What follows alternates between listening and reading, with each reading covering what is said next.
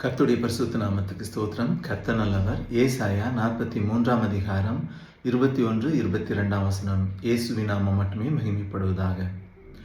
இந்த ஜனத்தை எனக்கென்று ஏற்படுத்தினேன், இவர்கள் என் துதியை சொல்லி வருவார்கள். ஆனாலும் யாக்கோபே, நீ என்னை நோக்கி கூப்பிடவில்லை. இஸ்ரவேலே, நீ என்னை குறித்து மனம் சஞ்சலித்து போனாய்.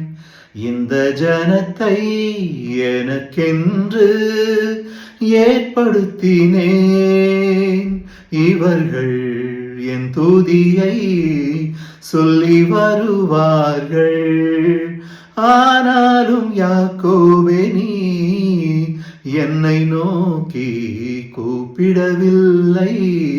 இஸ்ரவேலே, நீ என்னை குறித்து மனம் சஞ்சலித்து போனாய்.